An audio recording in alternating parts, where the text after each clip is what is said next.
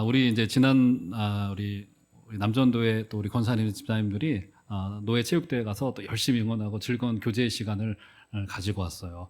아침에 출발할 때 제가 기도를 하는데 하나님 우승했으면 좋겠습니다 했는데 진짜 우승해가지고 저는 이 운동 스포츠라고 하는 게 참 저는 영적이라고 봐요.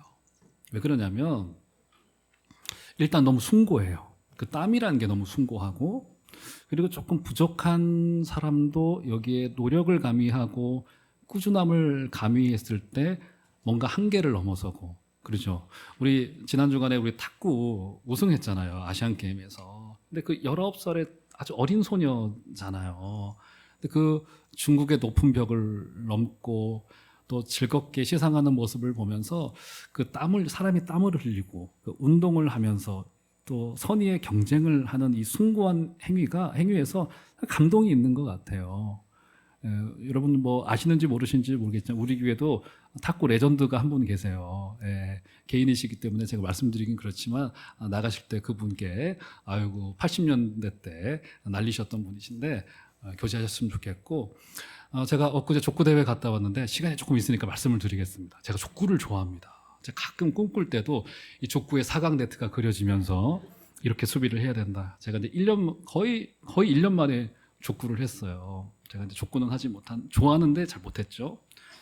제가 딱 보니까 다 이기겠더라고요. 일단 우리 팀이 좀 젊었고, 제 나이가 젊은 편이고, 주로 다 머리가 이제 허옇게 되신 60대 초중반의 분들이 오시니까 이기겠구나, 체력으로도 이렇게 생각을 했죠. 두 팀은 가뿐히 좀 이겼습니다. 그런데 한 팀하고 하는데, 이게 남평양 노예였어요. 두 분이 소위 구력이 장난이 아니에요.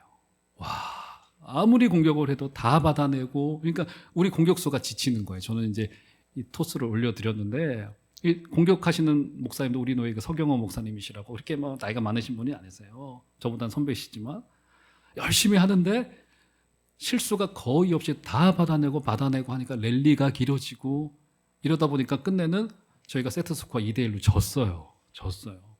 어르신들한테 졌어요. 나중에 얘기를 듣고 보니까 그 네 분의 선수 중에 두세 분이 정말 소위 새벽 예배를 마치시고는 매일 하루에 1시간, 짧으면 30분 아니면 길면 2시간씩을 주일 토요일 정도를 빼놓고는 매일매일 하시는 거예요. 매일매일. 그러니까 이분의 이 노련함이 이 장난이 아니에요. 정말 이게 무슨 거의 선수 같은 느낌이 들고 몸도 날쌔시고 이런 게 느껴졌습니다. 그래서 제가 금요일 저녁에도 이 이야기 똑같이 하면서 금요일 저녁에 오신 성도님들께 이런 이야기를 드렸어요. 참 영적이에요. 우리가 하나님 앞에 서는 일이요, 이거예요. 우리가 잘할 필요 없을 것 같아요.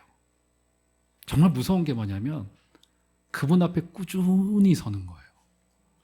30분 설 때도 있고 부족해요. 1시간 설 때도 있고 뭐 많은 시간을 드릴 수도 있을 거예요. 그런데 우리가 그분 앞에 그냥 꾸준히 서는 거예요.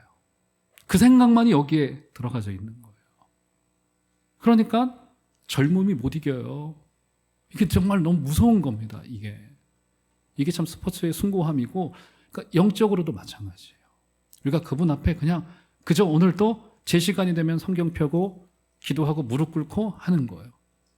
이것이 한 번, 두 번 켜켜이 쌓이다 보면 이것이 나의 인격이 되고, 내 인격은 결국 나의 삶이 되겠죠? 내 모습이 되는 거고, 그 주님 앞에 나를 늘 노출시키다 보면은 그분을 닮아가는 거예요. 온유와 겸손이라고 하는 덕목이 이제 오늘도 등장하게 될 텐데, 애써도 겸손해지지가 않더라고요. 그러잖아요. 어떻게 겸손해질 수 있겠어요? 겸손한 분 앞에 우리가 우리의 마음들을 다 열어놓고 살아가다 보면은 그분의 빛을 우리가 비추임을 당하다가 보면은 나도 모르게 그분을 닮아가게 되어지고 그분의 언어를 닮아가게 되고 그분의 시선을 닮아가게 되고 하는 일들이 우리 가운데 있더라는 거예요. 기독교인들은 한결같을 수 없습니다. 어제 오늘 같을 수 없어요. 우리는 성숙해 가는 거고요. 그분은 날마다 닮아가는 거예요. 오늘 말씀도 마찬가지입니다. 오늘 말씀을 보니까 오늘 말씀은 어떻게 보면은 너무 평이한 말씀 같고 추상적인 말씀 같지만 너무 숭고한 말씀이고 어떤 면에서 너무 부담되는 말씀이에요. 고난당하는 자에게 고난을 견디는 건 할 수 있을 것 같아요. 고난을 참아내라는 말은 적용이 될 것 같아요. 그런데 오늘 9절의 말씀을 보면은 심지어 악을 악으로 갚지 말라, 욕을 욕으로 갚지 말라 정도는 이해가 돼요. 상식적이에요. 그런데 그들을 위해서 복을 빌어주래요. 그리고 한 발 더 나아가서 심지어 너희들이 성도로 부름받은 이유가 이 악한 구조가 변화되기를 놓고 그들이 잘 되기를 놓고 기도해 주는 것을 위하여서 우리가 부름받았다라고까지 굉장히 부담스러운 말씀을 해주고 있는 거예요. 근데 이것은 부담을 넘어서서 우리의 자부심인 거예요. 이것은 고난당하는 성도들이 우리의 욕을, 우리의 악을 악으로 갚지 않고 사랑으로 돌려드리는 것은 우리에겐 자부심인 거예요. 그래서 악한 구조를 변화시키는 것을 주인에게 말하지 않고 당시의 가정의 핵심이었던 남편에게 그 역할을 주는 게 아니라 무려 아내에게는 6절을 할애하여서 조언을 해주는 반면 남편에게는 지난주에 딱 한 절 적용했잖아요. 그렇죠? 그 이유가 어디에 있습니까? 바로 약한 자로 대변되어지는 교회에게 바로 이 소망이 있다는 사실을 이야기해 주고 있어요. 약하다고 움츠러들지 마세요. 그죠? 바로 그 주체가 여기에 있는 겁니다. 자, 그래서 자 보세요. 오늘 3장 8절은 이런 말로 시작이 되어집니다. 한번 볼까요? 자, 어떤 말로 시작되어지죠? 마지막으로 말하노니. 지금 베드로전서 중간까지밖에 안 왔습니다. 그런데 마지막으로 말하노니라고 되어지는 것에서 결론으로 이런 뜻으로 읽히기 쉬운데 그렇지 않습니다. 이것은 헬라 말에서 강조 용법이에요. 지난주까지 이제 하나님 나라 백성으로서 요렇게 저렇게 살면 되겠다라고 하는 구체적인 조언을 줬는데 그것을 총합하여서 내가 지금부터 중요한 이야기 한 가지 좀 해야 되겠어 라고 하는 전환의 접속사 정도로 볼 수 있을 것 같습니다. 자, 그러면 어떤 내용인지 궁금하시죠? 자, 8절 보시면 자, 다 같이 한번 8절 한 번 더 읽어보도록 하시죠. 시작. 마지막으로 말하노니 너희가 다 마음을 같이하여 동정하며 형제를 사랑하며 불쌍히 여기며 겸손하며 라면서 지금 여기에 교회 내 성도들 공동체를 향한 5가지의 중대한 덕목을 주고 있어요. 자, 오늘은 조금 이 8절을 중심으로 간단하게 5가지가 어떤 영적인 의미들을 가지고 있는지를 하나하나 좀 살펴보았으면 좋겠다는 생각을 좀 했습니다. 자, 불의한 구조 속에 던져진 성도에게 중요한 삶의 태도가 있는데 바로 5가지의 삶의 태도예요. 한 마음을 품고 동정하고 형제를 사랑하고 불쌍히 여기고 겸손하라. 이게 전부 다 하나님을 사랑하는 우리의 태도가 형제와 자매를 사랑하는 것으로 드러나는 모습인 거란 말이에요. 자, 그럼 그것이 어떻게 드러날 수 있게 될 것인가? 하나님을 향한 마음이 교회 공동체를 향하여서 또 악한 구조 속에 있는 이 세상을 살아가는 우리의 삶의 형태 속에서 어떻게 드러날 수 있을 것인지를 좀 간단히 좀 살펴보도록 합시다. 첫 번째, 자, 8절 다시 보시면 마지막으로 말하노니 너희가 다 마음을 같이 하라. 첫 번째 마음을 같이 하라. 보고 하래요. 좀 애매합니다. 좀 추상적인 표현이잖아요. 마음을 같이 하라? 중학생, 고등학생 아이들이 서로 성격 안 좋아가서 야, 싸우지 마. 좀 친하게 지내야지 정도로 들린단 말이에요. 그렇지 않아요. 자, 신약 성경 속에서 한 마음을 품으라고 하는 이야기가 여러 군데에서 등장을 합니다. 대표적인 곳 한 군데를 볼게요. 자, 에베소서 4장을 좀 올려줘 보시면 제가 읽어드릴게요. 자, 눈으로 따라오시면 되겠습니다. 몸이 하나요, 성령도 한 분이시니 이와 같이 너희가 부르심의 한 소망 안에서 부르심을 받았느니라. 주도 한 분이시요 믿음도 하나요 세례도 하나요 하나님도 한 분이시니 곧 만유의 아버지시라. 만유 위에 계시고 만유를 통일하시고 만유 가운데 계시도다. 저기서 제일 많이 등장하고 있는 단어가 뭡니까? 하나, 한 분. 이 하나라고 하는 것이 굉장히 많이 등장을 합니다. 그래서 에베소서 전체는 교회론에 관해서, 교회에 관해서 이야기를 하는데 그 중에서도 교회의 통일성에 관해서 많이 이야기를 하고 있어요. 그러면서 그것을 설명하기 위해서 바울이 어떤 이미지를 차용하냐면 우리로 그리스도의 뭐라고 이야기를 해요? 몸이라고 이야기를 합니다. 우리가 그리스도의 몸이라면 그리스도께서는 자연스레 무엇이 되신다는 거죠? 머리가 되신다는 거예요.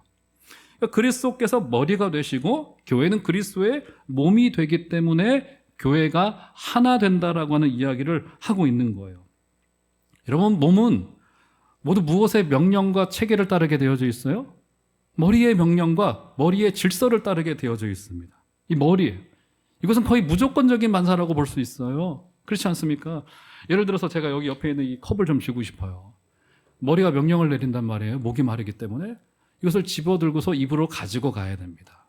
우리는 잘 알지는 못하지만 이것은 다 머리가 보내고 있는 질서라고 볼 수 있는 거예요. 근데 신약 성경 속에서 정확하게 그런 것을 이런 표현을 했습니다. 예수님 시대 때 중풍병 환자가 있었습니다. 이 중풍병 환자의 특징이 뭐죠? 이 머리로는 컵을 잡아야 되는 것을 알겠어요. 그런데 손이 여기서 이쪽으로 움직여지지가 않아요. 그리고 가까스로 움직였다 하더라도 이것을 들어올릴 힘이 없거나 내 마음대로 되지가 않아요. 이게 이제 중풍병 환자의 특징이라고 볼 수 있어요. 그래서 에베소서 4장 13절 그 밑으로 여러분 나중에 읽어보시면 어떤 표현이 등장하냐면 너희가 그리스도를 아는 것과 믿는 것이 하나가 되어야 되겠다고 이야기를 합니다. 이 말의 전제가 뭐냐면 그리스도를 아는 것과 믿는 것 사이에 괴리가 있을 수 있다는 거예요. 일종의 이것은 예수님 시대의 중풍병이라고도 볼 수 있어요. 머리로는 알겠어요. 옳다는 건 알겠어요. 그런데 영적인 더듬이가 옮겨지지가 않아요. 이게. 이런 일이 있을 수 있다는 겁니다. 아는 영역이 따로 있고 믿는 영역이 따로 있을 수 있다는 거예요. 제가 드리고 싶은 말씀은 뭐냐면 마음을 같이하여 하나의 마음을 품으라는 것이 정확히 이 개념이라는 거예요. 몸의 개념이라고 하는 겁니다. 머리가 두 개일 수는 없는 거 아니겠습니까? 머리가 생각하고 머리가 지시하는 대로 몸은 움직여가는 거예요. 그러니까 한 마음이 되라고 하는 것은 이게 아니에요. 그러니까 모든 것을 다 이제 획일화 시켜가지고, 그러니까 좀 나쁜 말로는 전체주의인 겁니다. 그러니까 예를 들어서 제가 담임 목사니까 여러분들이 담임 목사를 따라야 되니까 저랑 똑같은 옷을 입고 머리 스타일도 똑같고 안경테도 똑같은 걸 다 하세요 하는 극단적인 표현으로 그런 거란 말이에요. 이런 게 아니라는 거예요. 왼손과 오른손의 역할은 다 다릅니다. 그런데 우리는 이것을 따로 떨어져 있다고 생각하지 않아요. 손과 발은 달라요. 모양이 다르고 역할이 다릅니다. 그런데 이것을 우리가 분리해서 생각하지 않아요. 왜요? 머리가 하나이기 때문에. 그래서 여기서 하나의 마음이 되라고 하는 것은 우리가 같은 마음, 인간적인 같은 마음을 품어야 된다라고 하는 의미가 아니라 다양성 속에서도 그리스도께 초점을 맞춰야 된다는 거예요. 우리 주님의 시선이 머물고 있는 현장이 어딜까? 우리 주님이 뭘 좋아하실까? 우리 주님이 어디에 관심을 두실까? 다양하고 삶의 형태는 다르고 직업도 다르시고 성별도 다르고 세대도 다르고 연령도 다르시지만 우리 주님이 좋아하시는 그 초점을 향하여서 우리는 나가는 겁니다. 사랑하는 종합제일교회 교회 여러분, 우리 종합제일교회 코로나를 벗어난 첫 해를 이제 거의 끝까지 보내오고 있는데 우리 종합제일교회는 머리이신 주님께서 좋아하시는 것에 우리의 시선도 머물고 주님의 시선이 머무는 그 현장에 우리의 발걸음도 멈추게 되어지시는 은혜가 있기를 주 이름으로 축원합니다. 이것이 하나의 마음을 품는 거예요. 절대로 전체주의, 획일주의가 아니에요. 이것은 첫 번째 같은 마음을 품으라고 하는 뜻이고요. 두 번째 볼까요? 8절 다시 보시면 너희가 다 마음을 같이하여 어떻게 하래요? 동정하고. 자, 여기 이제 네 번째에도 등장합니다. 불쌍히 여기며 동정하며 이런 표현이 등장을 하는데 이것이 중대한 공동체의 윤리로 우리에게 제시되고 있는 겁니다. 자, 동정이 뭘까요, 여러분? 동정이 뭐예요? 불쌍하네. 저 사람 어떡하냐. 어떻게 다 저렇게 됐을까? 이 동정의 마음인 거란 말이에요. 이런 정도의 동정일까요? 그리고 사실은 우리는 동정하고는 싶어 하는데 동정받고 싶어 하진 않아요. 지금 동정하라고 하는 이야기는 누군가는 동정을 받아야 된다는 이야기인 거잖아요. 동정하고는 싶어 하는데 특별히 21세기 이제 고도화된 한국 사회 속에서 내가 불쌍히 여김을 받거나 동정받는 위치에 서는 것은 상당히 불쾌해합니다. 그러니까 이것을 이런 식으로 생각을 해요. 내가 시혜적인 입장에서 동정을 베풀 수 있는 자리로는 가고 싶은데 동정을 받고 싶어 하지는 않아요. 근데 성경은 분명히 서로를 향한 동정이 있어야 된다고 합니다. 나도 동정받아야 되는 자라는 거예요. 그럼 도대체 성경 속에서의 동정이라고 하는 것이 어떤 뜻이길래 이게 그렇게 중요하냐는 것이죠. 한번 볼까요? 히브리서 4장 15절을 좀 올려줘 보시면, 자, 여기 이제 동정이라고 하는 표현이 아주 적실하게 설명이 되고 있는데요. 다 같이 한번 읽어보시죠. 시작. 우리에게 있는 대제사장은 우리의 연약함을 동정하지 못하실 이가 아니요 모든 일에 우리와 똑같이 시험을 받으신 이로되 죄는 없으시니라. 자, 우리에게 있는 대제사장 누구시죠, 여러분? 예수님이시죠? 그가 우리를 어떻게 하신대요? 우리의 연약함에 동정하시겠대요. 예수님이 우리의 연약함에 동정하셨다는 게 어떤 뜻일까요? 저 높고 높은 보좌 위에서 참 쟤 불쌍하다, 안 됐다, 적선 좀 해줄까 호주머니에서 꺼냅니다. 아유, 그래, 나는 충분히 차고 넘치니까 이걸까요? 주님이 죄인을 동정하셔서 어떻게 하셨습니까, 여러분? 어떻게 하셨어요? 자기를 우리와 똑같은 처지로 밀어 넣으셨어요. 이것을 우리는 어려운 말로 성육신이라 합니다. 인간의 죄의 문제를 해결하기 위하여서 주님은 스스로 인간이 되셨어요. 자신을 스스로 제한시키는 구조 속에 넣으셨고요. 이 땅 가운데 오셨어요. 그러니까 자기 처지를 우리 인간의 처지로 밀어 넣으신 거예요, 이게. 그러니까 우리와 똑같은 연약함을 경험하시게 된 겁니다. 이게 성경 속에서 말하고 있는 동정이라고 하는 것 속에서의 중요한 개념인 거예요. 형제자매를 동정한다는 게 무슨 일이 되는 겁니까? 이 형제의 아픔과 이 형제의 부족함이 뭐예요? 내게 되는 거예요, 내게. 이거는. 우리는 절대로 교회 안에서 어떤 일이든 어떤 사람이든 타자화시켜서는 안 돼. 저 사람의 연약함이니까 내가 시혜적으로 베풀어주고, 아니에요. 우리는 직접 그 자리로 가게 되는 거예요. 사랑하는 성도 여러분, 서로를 향한 동정을 가지시기를 부탁을 드릴 때, 사랑하는 교우 여러분, 우리 그 형제의 아픔을 내 것으로 삼아주시는 우리 복된 은혜 있으시기를 주의 이름으로 축원합니다.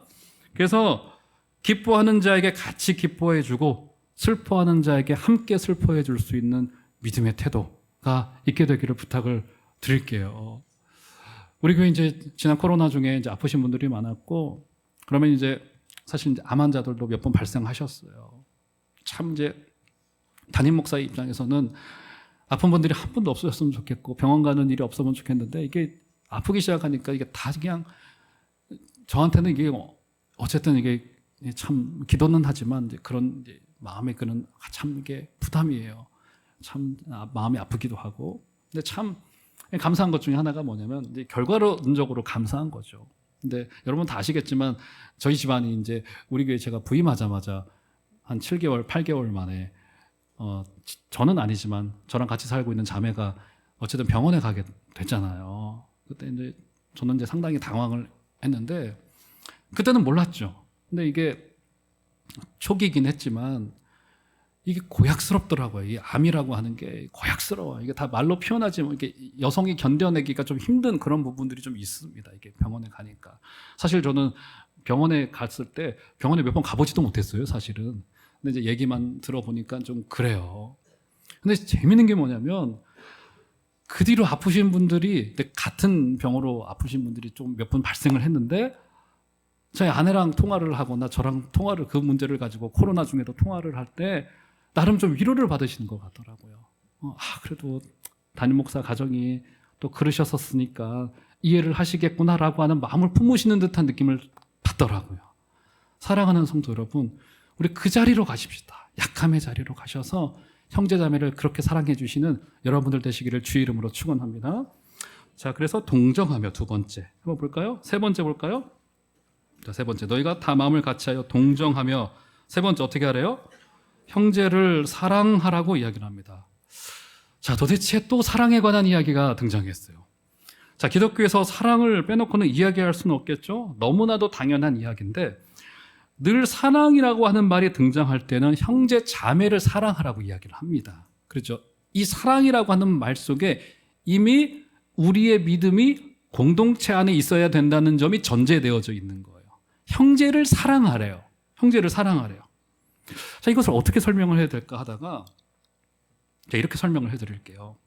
100여 년 전에 사셨던 미국의 그 위대한 부흥사였던 무디라고 하는 분, 다 이름을 한 번씩 들어보셨을 거예요. 이분이 추운 겨울날, 눈보라가 치는 겨울날 벽난로를 켜놓고서 거기에 나무 장작을 하나 둘씩 집어넣으면서 거기서 성경을 가만히 읽고 있으셨더래요. 그분의 이제 자서전에 보면 나오는 한 예화인데, 성경을 쭉 읽고 있는데 문 두드리는 소리가 들리더래요. 문을 열어보니까 본인이 과거에 오랫동안 알고 지냈던 청년 하나가 무디 목사님의 사택의 문을 두드린 거예요. 저녁 늦은 시간에 두드리니까 목사님이 놀라서 빨리 들어오시라고 이 형제를 벽난로 앞에 앉히고 차를 한 잔 내준 거예요.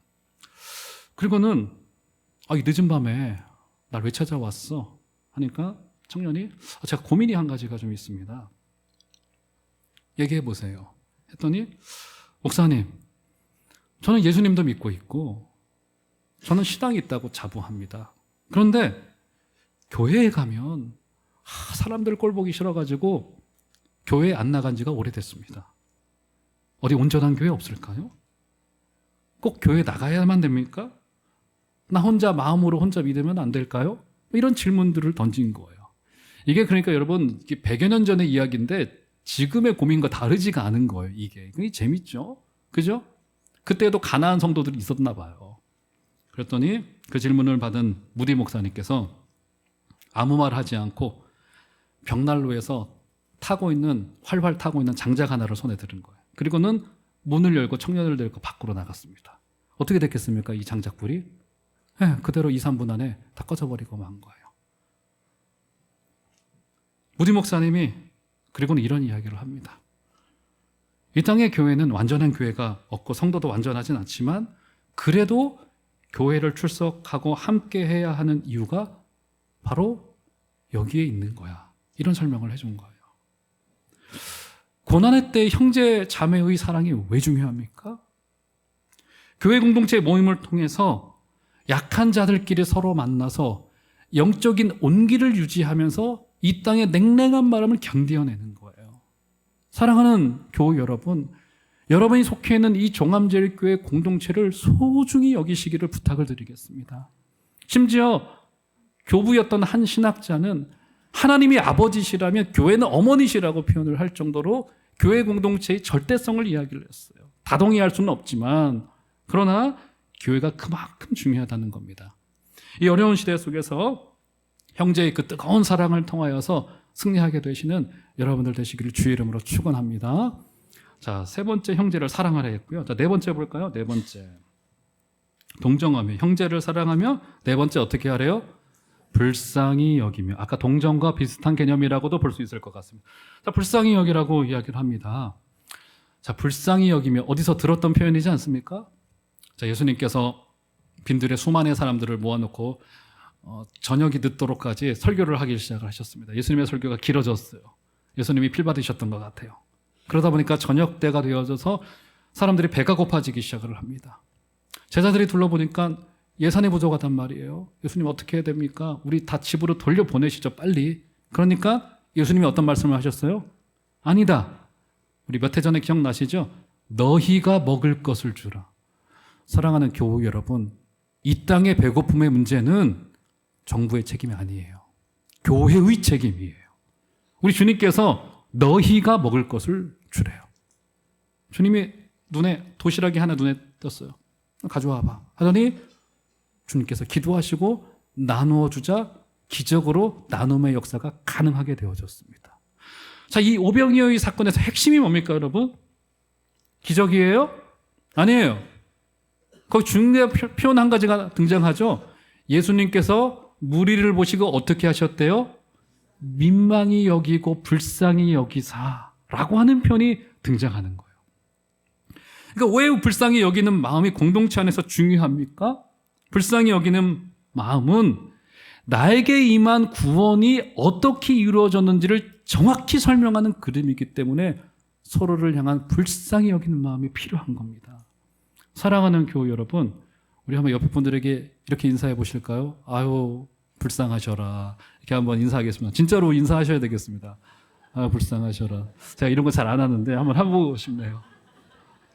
여러분, 사랑 중에 최고의 사랑은 불쌍히 여겨주는 사랑이에요. 저를 바라볼 때도 불쌍히 여겨주세요. 저도 여기 우리 선배님들 죄송하지만 지금 흰머리 지금 자꾸 빠지고 있고요. 제가 10년 뒤에 여기가 헝해질지 모르니까 그때도 은혜롭게 쳐다봐 주실 약속을 해주시기를 부탁을 드리겠습니다. 불쌍히 여기는 사랑. 그죠? 불쌍히 여기는 사랑. 자, 그래서 네 번째, 서로를 향한 불쌍히 여기는 이 사랑은 주님의 우리를 향한 구원의 사역이었다라고 하는 것 때문에 서로를 향한 불쌍히 여김이 중요한 거고요. 자, 마지막 볼까요? 다섯 번째. 뭐라고 말합니까? 불쌍히 여기며 겸손하세요. 아하, 아까도 말씀드렸지만 노력으로 겸손해지기 힘들어요. 또 동양의 미덕은 겸손을 주로 저 잘 못합니다. 당신이 더 좋으신 분이신 거예요. 당신이 더 세신 분이에요. 라고 하는 양보를 미덕으로 이것을 겸손으로 생각을 합니다. 근데 우리 주님을 생각해 볼까요?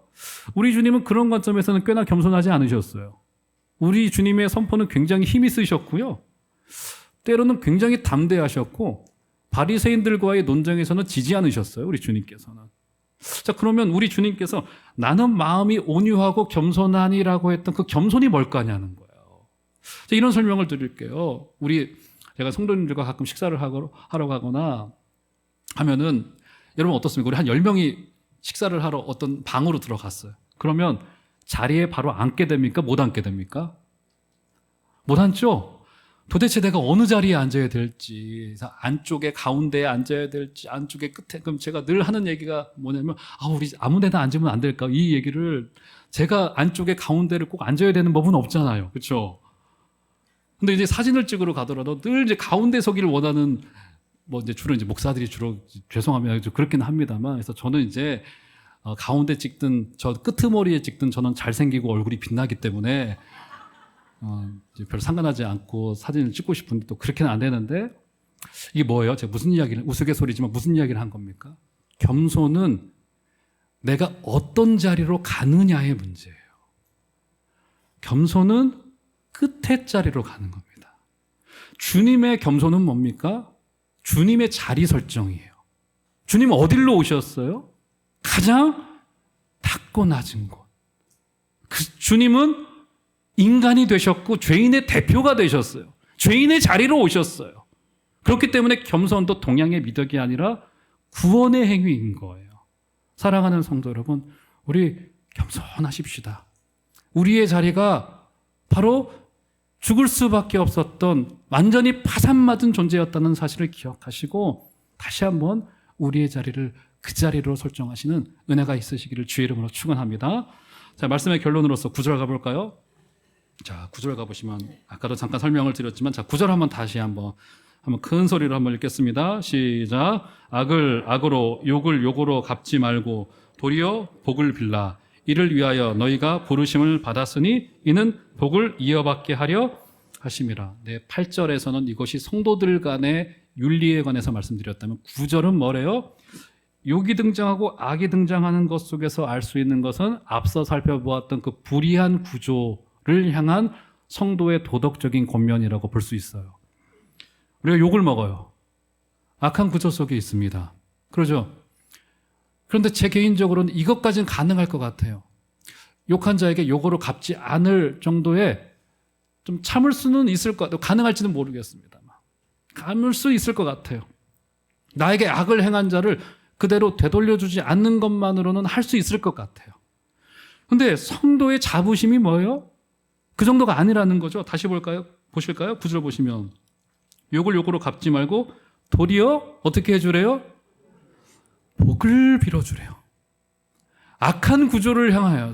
여러분, 우리 어떻습니까? 솔직히 마음 맞지 않는 사람만 하더라도 원수가 되는 경우가 많잖아요. 말하면 성격이 좀 안 맞아, 의견이 달라 하는 사람하고도 원수가 되는 세상 속에서 오늘 뭐라고 이야기를 합니까?